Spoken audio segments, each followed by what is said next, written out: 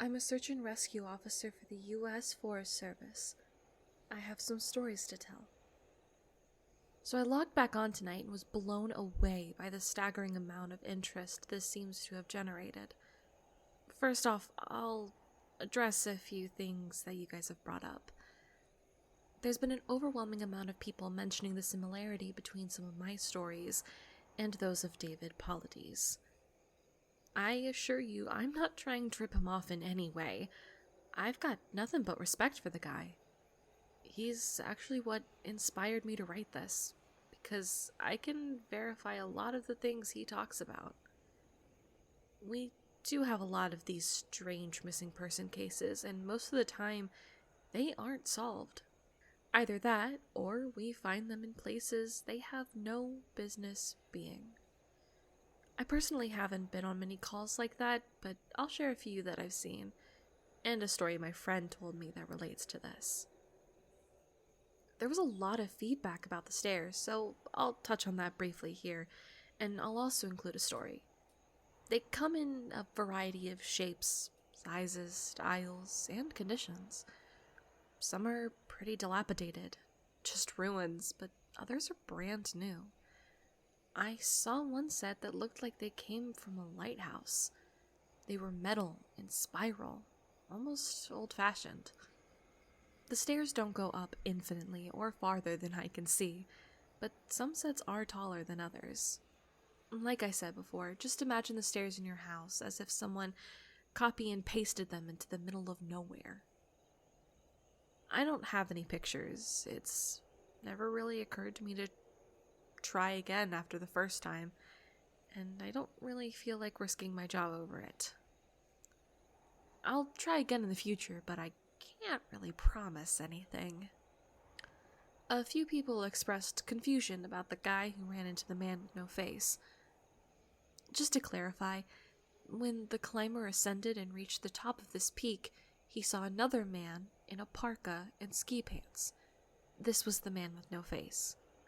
Sorry about the confusing wording of that story. I'll try to avoid that in the future. Alright, on to the new stories. As far as missing persons go, I'd say about half the calls I get are related to that. The others are rescue calls. People who fall down cliffs and hurt themselves, get injured by fire. You wouldn't believe how often this happens. Mostly drunk kids. Getting bitten or stung by animals or insects. We're a tight team, and we have veterans who are excellent at finding signs of lost people. That's what makes these cases where we never find any trace of them so frustrating. One in particular was upsetting for all of us, because we did find a trace of them, but it just led to more questions than answers. An older man had been hiking alone on a well-established trail, but his wife called to say that he hadn't come home when he should have. Apparently he had a history of seizures, and she was worried that he hadn't taken his medication and had suffered one on the trail. And before you ask, I have no idea why he thought it would be okay to go out there alone, or why she didn't go with him. I don't ask about those kinds of things because past a certain point, it really doesn't matter. Someone is missing, and it's my job to find them. We went out in a standard search formation, and it wasn't long before one of our vets found signs that the guy had gone off the trail. We grouped up and followed him, spreading out in a fan to make sure we were covering as much ground as possible.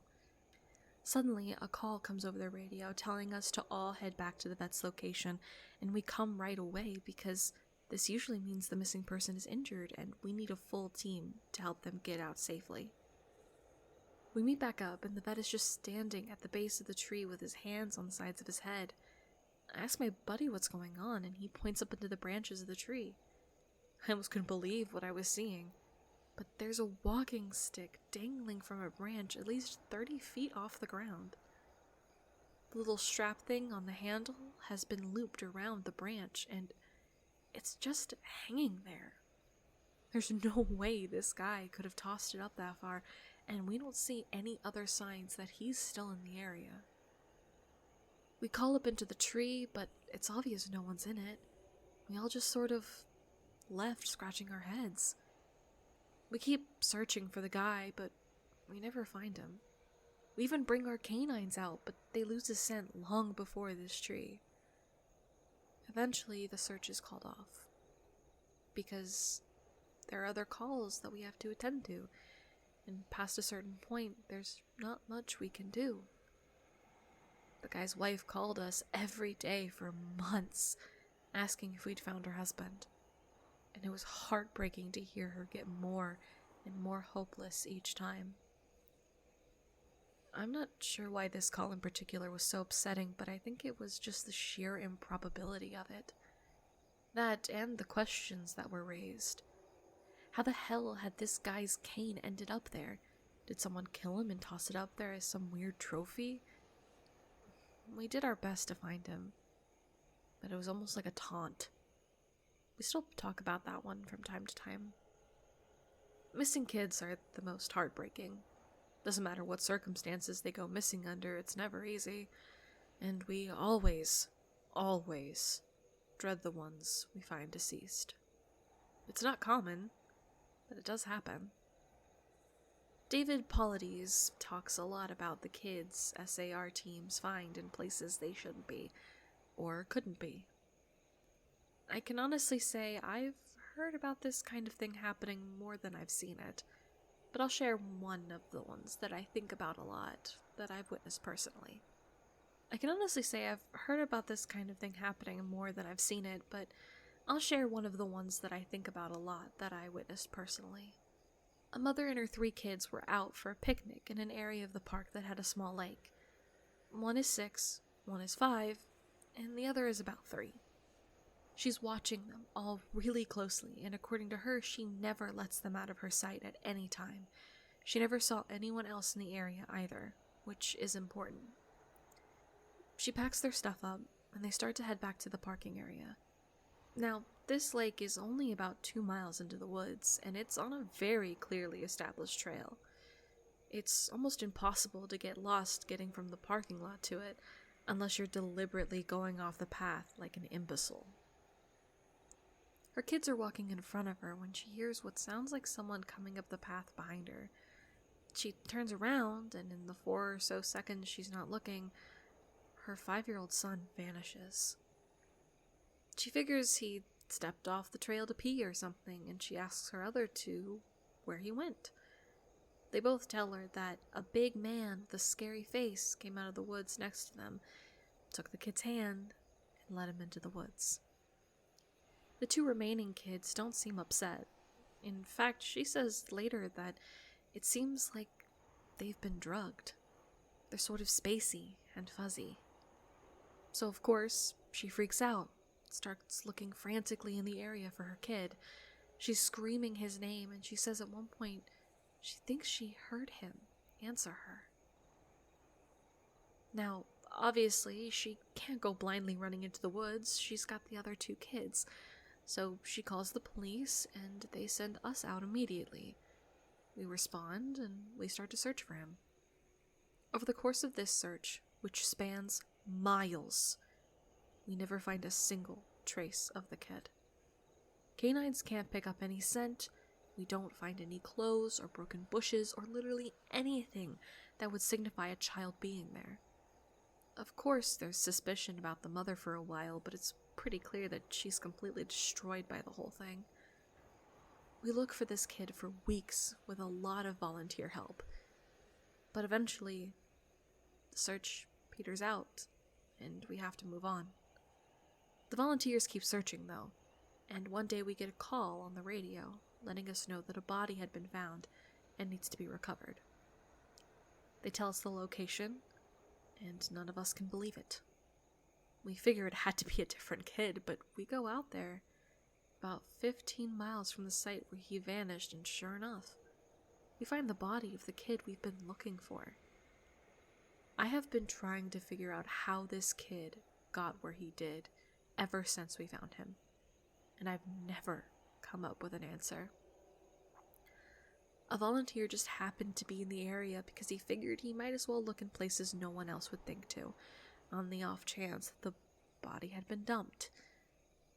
He comes to the base of a tall, rocky slope, and halfway up he sees something. He looks through his binoculars, and sure enough, it's the body of a little boy, stuffed in a little opening in a rock. He recognizes the color of the kid's shirt, so he knows right away that it's the missing boy. That's when he calls it in, and we're dispatched. It took us almost an hour to get his body down, and none of us could believe what we were seeing. Not only was this kid 15 miles from where he started, there was no possible way he could have gotten up there on his own. This slope is treacherous, and it's hard even for us with our climbing gear. A 5-year-old boy had no way of getting up there. Of that, I'm certain. Not only that, but the kid didn't have a scratch on him. His shoes are gone, but his feet aren't damaged or dirty, so it wasn't as if an animal dragged him up there. And from what we can tell, he hadn't been dead for long. He'd been out there for over a month by that point, and it looked like he'd only been dead for, at most, a day or two. The whole thing was unbelievably strange and was one of the most disconcerting calls I've ever been on. We found out later that the coroner determined that the kid had died from exposure. He'd frozen to death, probably late at night 2 days ago before we found him. There were no suspects, no answers, and to date it's one of the weirdest things I've ever seen. One of my first jobs as a trainee was a search op for a 4-year-old kid that had gotten separated from his mom. This was one of those cases where we knew we were going to find him because the dogs were on a strong scent trail and we saw clear signs that he'd been in the area. We ended up finding him in a berry patch about half a mile from where he'd last been seen. The kid wasn't even aware he'd wandered that far. One of the vets brought him back, which I was glad for because I'm really not good with kids, and I find it hard to talk to them and keep them company. As my trainer and I are heading back, she decides to take me on a detour to show one of the hot spots where we tend to find missing people. It's a natural dip in the land near a popular trail, and people will usually move downhill because it's easier. We hike out there. It's a few miles away, and we get there in about an hour or so. As we're walking around the area, and she's pointing out places she's found people in the past, I see something in the distance. Now, this area we're in is about 8 miles from the main parking area, though there's back roads you can take to get closer if you don't want to hike that far. But we're on state-protected land, which means there can't be any kind of commercial or residential development out here. The most you'll ever see is a fire tower or a makeshift shelter that homeless people think they can get away with building. But I can see from here that whatever this thing is has straight edges. And if there's one thing you learn quickly, it's that nature rarely makes straight lines. I pointed out, but she doesn't say anything.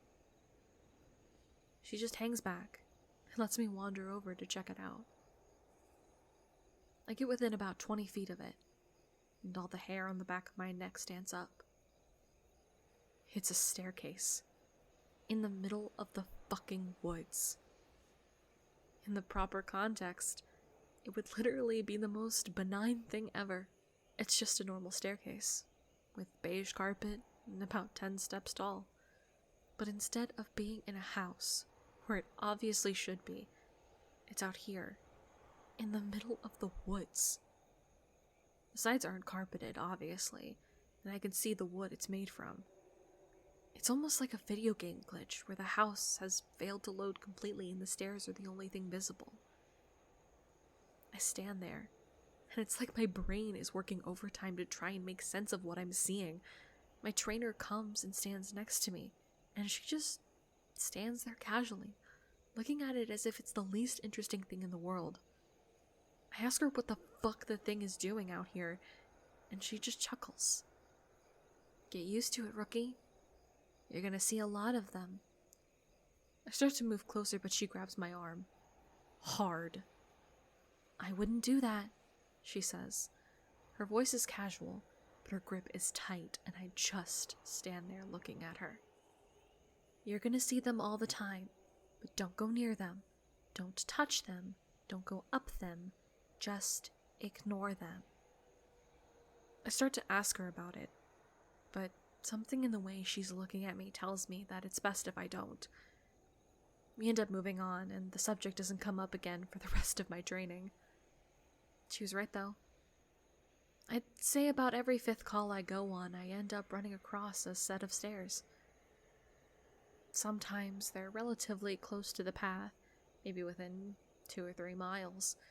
Sometimes they're 20, 30 miles out, literally in the middle of nowhere, and I only find them during the broadest searches or training weekends. They're usually in good condition, but sometimes it looks like they've been out there for ever. All different kinds, all different sizes. The biggest I ever saw looked like they came out of a turn-of-the-century mansion and were at least 10 feet wide, with steps leading up at least 15 or 20 feet. I've tried talking about it with people, but they just give me the same response my trainer did. "It's normal. Don't worry about it. They're not a big deal. Don't go close to them or up them." When trainees ask me about it now, I give them that same response. I don't really know what else to tell them. I'm really hoping someday I get a better answer, but it hasn't happened yet. This is another one that was less spooky and more sad. A young man went missing late in winter, when realistically no one should be going that far out onto the trails. We close a lot of them, but some remain open year-round unless there's a shitload of snow. We didn't opt for him, but we had about 6 feet of snow on the ground. It was an unusually heavy snow year, and we knew it wasn't likely that we'd find him until spring, when the thaw came. Sure enough, when the first big thaw came, a hiker reported a body a little ways off the main trail. We found him at the base of a tree, in a pile of melted snow. I knew right away what had happened, and it scared the living shit out of me. Most of you who ski, or snowboard, or spend any amount of time on a mountain will probably have guessed too. When snow falls, it doesn't collect as thick in the areas beneath the branches. It happens most with fir trees because they have a sort of closed umbrella shape. So what you end up with is a space around the base of the tree that's filled with a mixture of loose powdery snow, air, and branches. They're called tree wells, and they're not immediately obvious if you don't know what you're looking for. We put up signs in the welcome center, big ones, letting people know how dangerous they are. But every year that we get an unusual amount of snow, at least one person doesn't read them or doesn't take the warning seriously, and we find out about it in spring. My best guess is that this young man was hiking and got tired, or maybe a cramp from walking in the deep snow. So he went to go sit at the base of the tree, not knowing that there was a tree well, and fell in. He got stuck with his feet up, and the surrounding snow caved in around him. Unable to free himself, he suffocated. It's called snow immersion suffocation, and it doesn't usually happen except in really deep snow. But if you get stuck in a weird position like this guy did, even 6 feet of snow can be lethal. What scared me the most was imagining how he must have struggled, upside down in the frozen cold. He didn't die quickly. The snow would have formed a dense, heavy pile on top of him, and it would have been literally impossible to get out.